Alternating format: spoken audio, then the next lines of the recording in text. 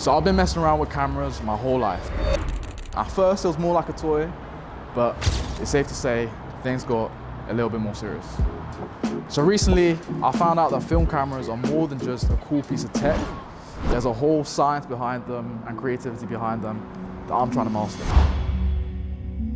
So I got inspired by some of the greats. I'm talking racecraft minds and Gunner Stahl. Enough so that I tried to recreate their looks digitally, and it never really matched up to the idea I had in my head.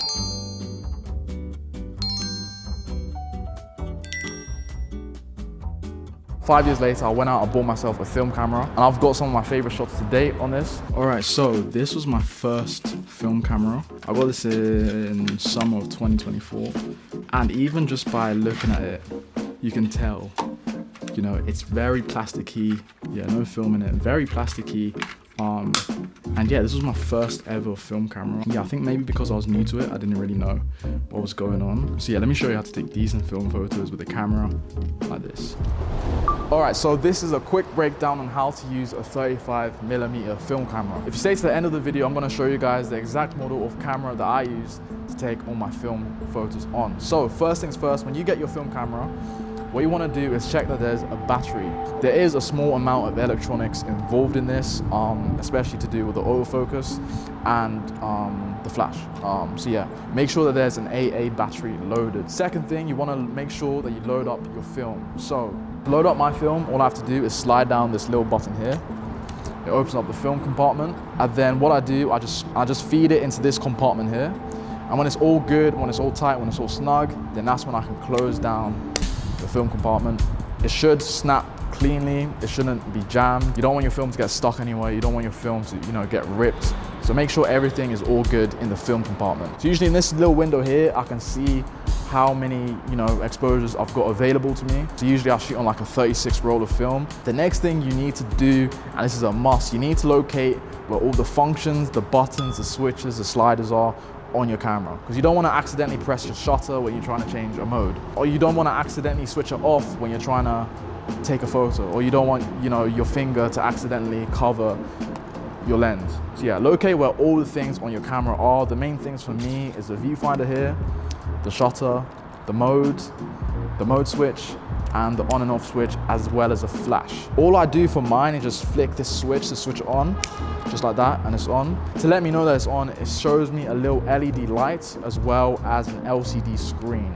So yeah, that's how I know that my film camera's on. Mine has got different modes, so I'll walk you through them. So it's got the auto mode. It's like a basic mode that I basically shoot on all the time. It's got a no flash mode, a flash mode, it's got auto mode and a timer mode with flash, anti-red eye, night vision / night mode / low light mode. So the next thing you do is when you have it on, when you have your film loaded, when you've located all the buttons, you're gonna wanna start taking pictures. So before you even take your first film picture, the most important thing you need to look at is the viewfinder. So locate where your viewfinder is, and inside of mine, it's got this little crosshairs in the center.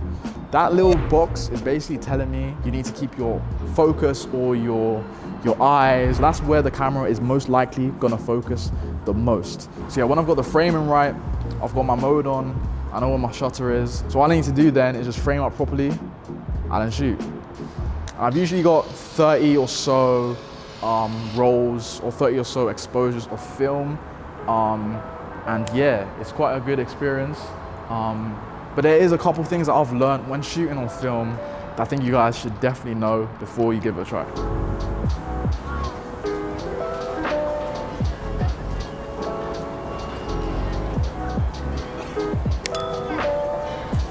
The main thing that I learned is that film camera quality really matters. I remember when I bought this at the film store, one of the shop owners was telling me how the film camera doesn't matter.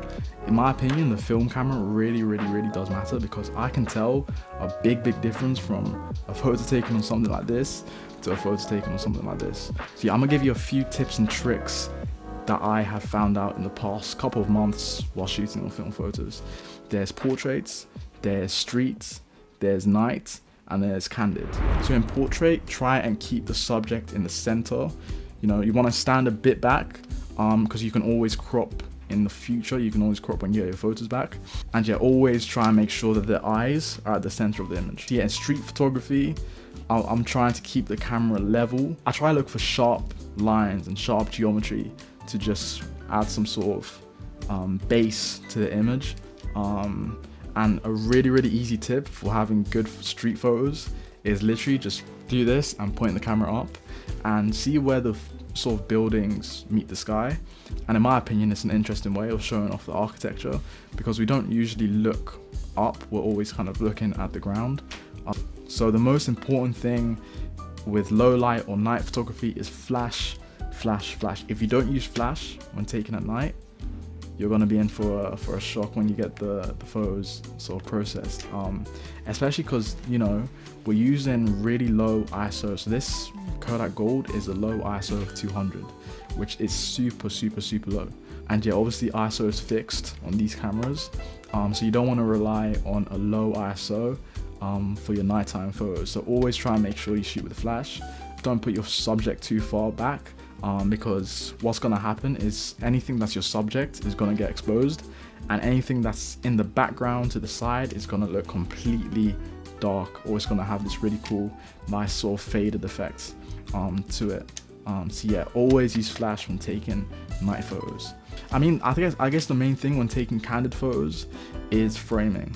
So composition is so important. I use the rule of thirds. So if I want a bit more of an interesting shot, then I'll line up the subject towards the left or slightly towards the right. That's a really easy way of trying to take interesting candid photos. So yeah, this is a Samsung Maxima 33S autofocus. Shout out to everyone that watched the video. Subscribe.